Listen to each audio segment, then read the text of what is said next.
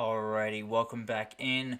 We just talked about some instant impact freshmen that could be just huge for their teams to reach their massive heights going into 2024.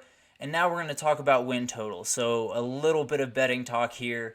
I will give you some teams that I like from each conference, some teams I don't necessarily love from each conference to hit the over or under on their win totals.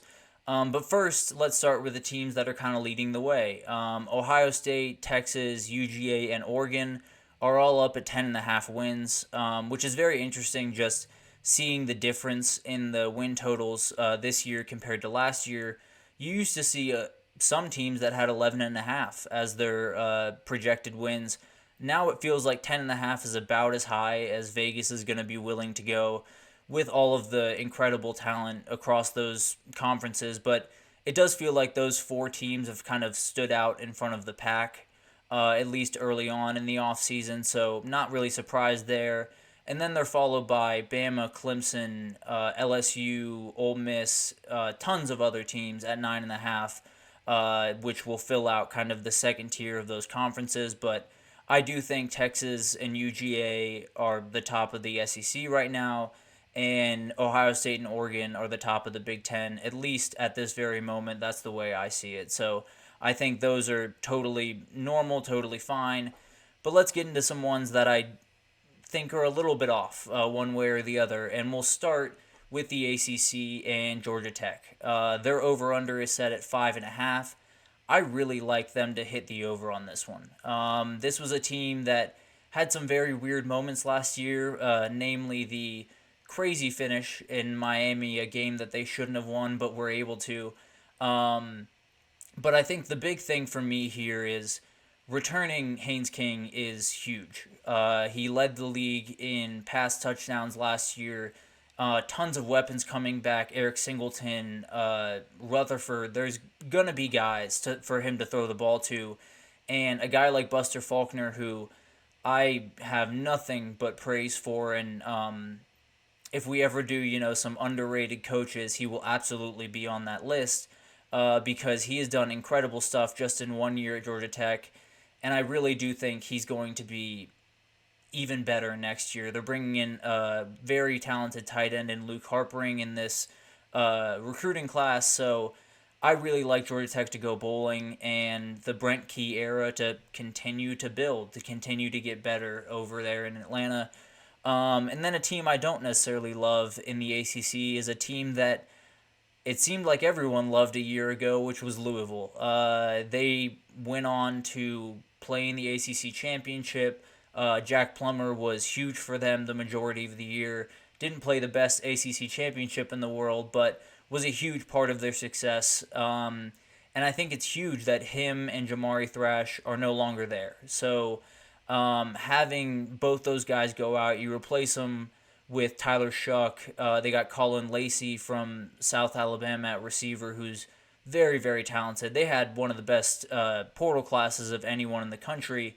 But the way I look at it is Jack Plummer was very, very comfortable in the system that Jeff Brom was going to run. He had run it for a number of years at Purdue, and when he came to Louisville, it felt comfortable. It felt like he was going to hit the ground running because the system, it helps a whole lot. But losing him, I think, will be a huge part of this. Tyler Shuck is a very good player they got from Texas Tech who has starting experience, but he did lose his job a couple of different times at Texas Tech. He did struggle with consistency and all of these different things, and with the ACC getting better pretty much all around Louisville, with Miami, I talked about Georgia Tech.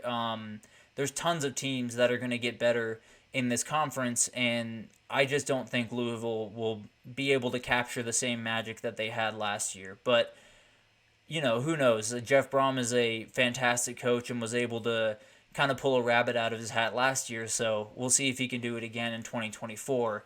But we'll roll on to the Big Ten.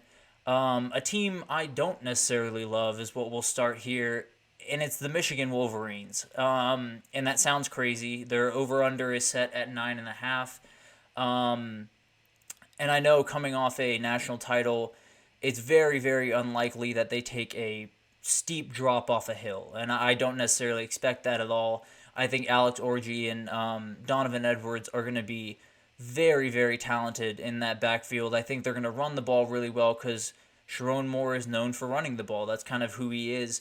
And so I don't think that's where the struggle will be. I think the big question mark is that offensive line and is those receivers. Losing Roman Wilson, losing Cornelius Johnson, they're going to have to rely on some young guys to really step up in that game because if you can't throw the ball, it's going to be near impossible to run the ball, especially breaking in 5 new starting offensive linemen.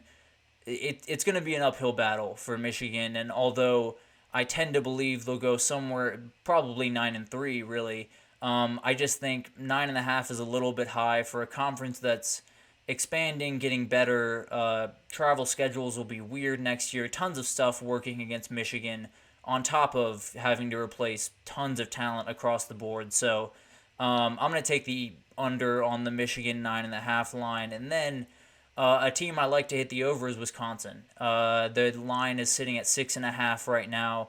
And I really do think they're going to get to 7 wins. I think it was a little bit of a rocky start last year. It was a huge change in terms of offensive philosophy and what they were going to do game in and game out when Phil Longo came over from UNC. And although they were able to run the ball effectively, they really did need a better passer, a guy that's more comfortable standing in the pocket and delivering balls the way that you need to. If you're going to play in the Big Ten, you have to fit balls into tight windows. You have to, make the right play and make the smart play. And they got a guy in Tyler Van Dyke from Miami who's played tons of football. And although last year was not necessarily a pretty year for Tyler Van Dyke at all, he is very, very smart. He will be able to pick up the offense fairly quickly. And then it just comes down to execution. And I think Phil Longo will have a much better idea of his personnel, much better idea of who he's going up against every week. You walk into a new conference, there's a lot of things you don't know about those defenses until you play them. So now having a year under his belt, I think, helps him a ton to get to that next level and to kind of move Wisconsin, keep the Luke Fickell Wisconsin train moving forward at the very least. But we'll jump over to the SEC, a team that I love to hit the over. This number is just way too low in my mind. Kentucky is at 6.5, and I just think you're giving Mark Stoops 6.5. The dude wins 7 games in his sleep. I think he is not going to miss a chance to win 7 games, especially with all the talent they brought in from the portal. Brock Vandegrift, Jamori Macklin from North Texas, Chip Trainum from Ohio State. There's tons of guys. And also, on the defensive side, having 2 guys on the D-line like Deone Walker in the middle who is just a beast, and then J.J. Weaver on the outside rushing, it's a luxury that not a lot of people have. So I'm very excited to see what this Kentucky team can do.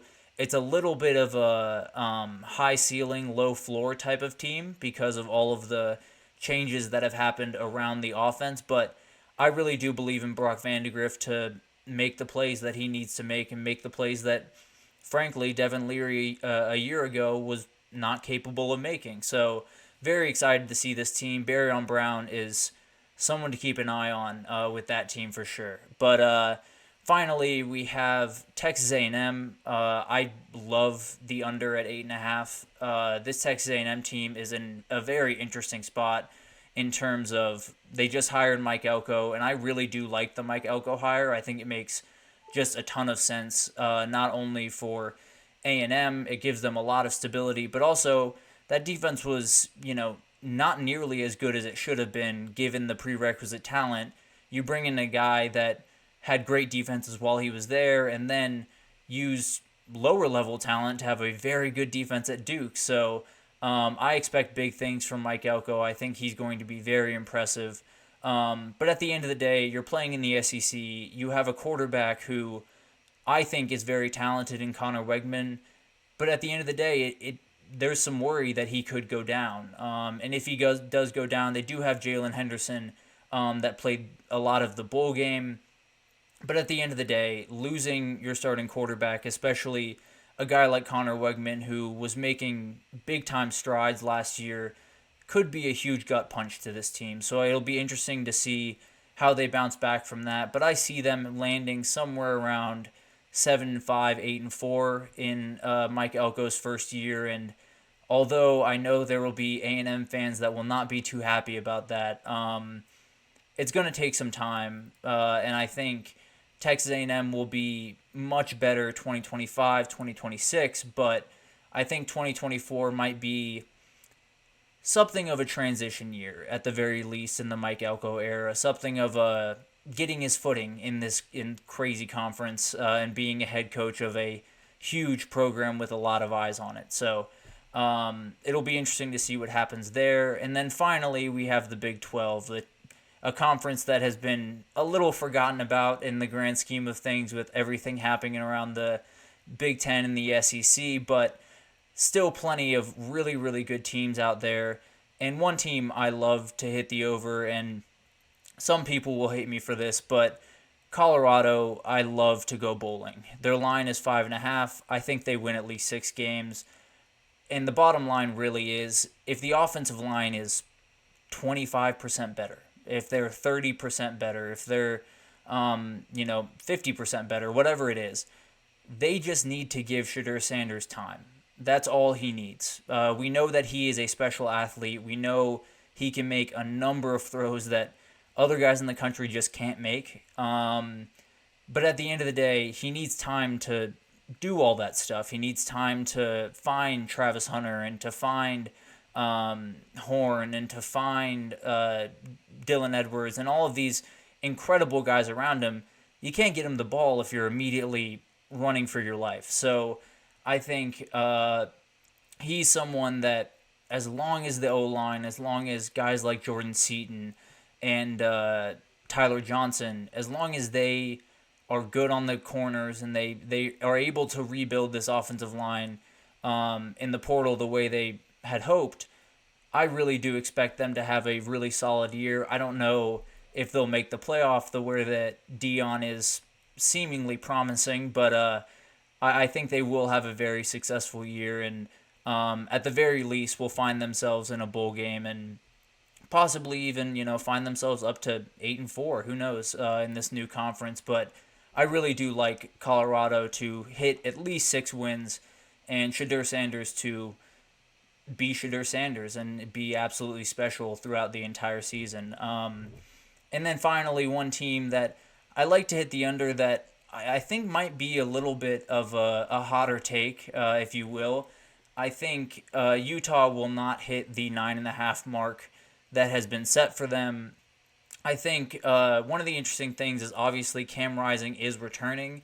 Now he's not the only person in that backfield that is made a decision about their future. Jaquindon Jackson has made his way to Arkansas, so that is obviously a huge blow to this team. There's a number of different guys, Cole Bishop moving on to the NFL.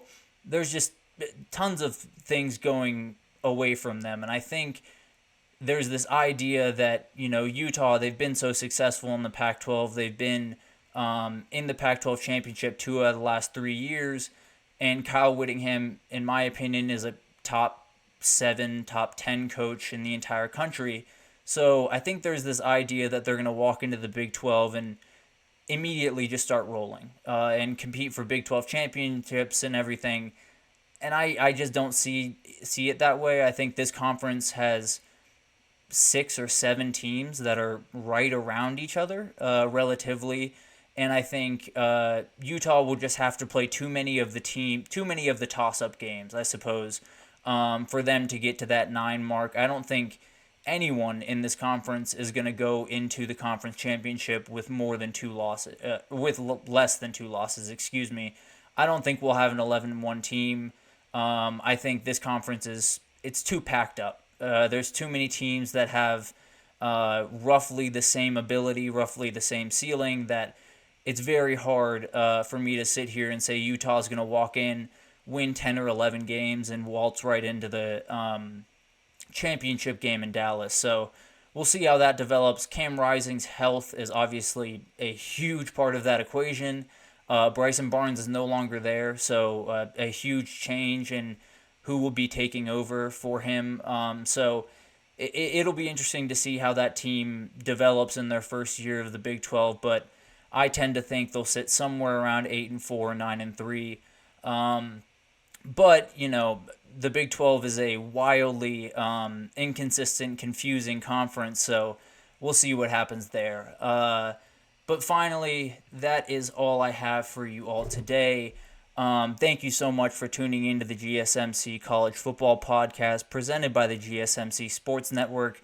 Your support means so much to us. We hope you subscribe to the show and please leave a positive review. It really does help us a lot. Also, follow us on Facebook, TikTok, Twitter, or X, Instagram for more content and updates.